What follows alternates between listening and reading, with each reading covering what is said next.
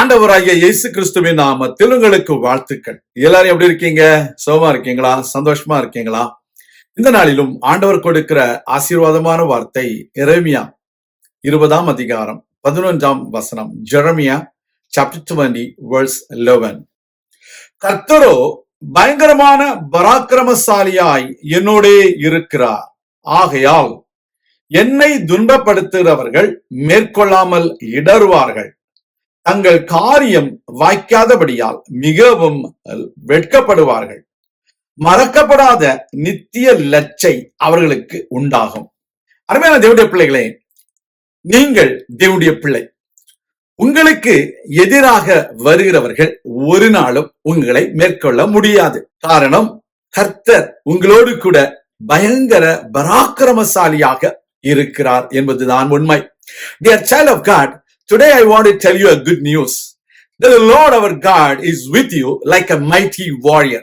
So whoever is coming against you, they will be defeated and their plans will be defeated and they will stumble. That is the greatest promise that God gives you today. Whatever you might face, you may face like a financial situation. You may face a fear without any reason. You may face any kind of situation in your life that no one can give you a solution, but you need to believe that the Lord God is with you and He is going to give you the victory. Nobody will be victorious in front of God's people. That is what God says today. First of all, they will be defeated and they will stumble.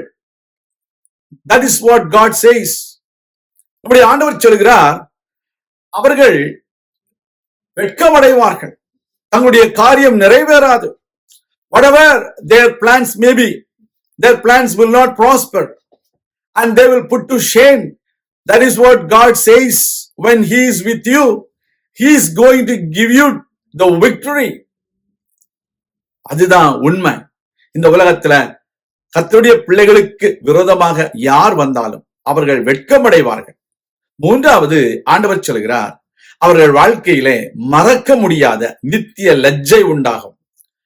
அதாவது அவர்கள் வாழ்க்கையில குழப்பத்தை கொண்டு வந்து விடுவார்.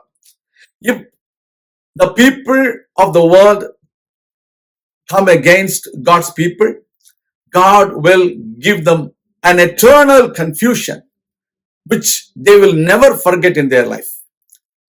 They might come as a group to stand against God's people, but God will bring confusion within them and they will be defeated and they will not forget this confusion in their life at all. அவர்கள் வாழ்க்கையில மறக்க முடியாத ஒரு லெஜ்ஜையை ஆண்டவர் கொண்டு வருவார். கர்த்தர் உங்களை ஆசீர்வதிப்பார். நான் உங்களுக்காக ஜெபிக்கிறேன். எங்கள் அன்பின் பரலோக பிதாவே, இந்த அருமையான வேளையிலும் உம்முடைய பிள்ளைகளுக்கு துணையாக நீர் பயங்கர பராக்கிரமசாலியாய் நிற்பதற்காக உமக்கு நன்றி செலுத்துகிறோம். உம்முடைய பிள்ளைகளை ஆசீர்வதியும், அவர்கள் வாழ்க்கையில வெற்றியை கொடுத்து மேன்மேலும் அவர்கள் சந்தோஷமா இருக்க உதவி செய்திடணும். இயேசு கிறிஸ்துவின் நாமத்தில் ஜெபிக்கிறோம் எங்கள் நல்ல பிதாவே, ஆமேன். கர்த்தர் தாமே உங்களை ஆசீர்வதிப்பாராக. ஆமேன்.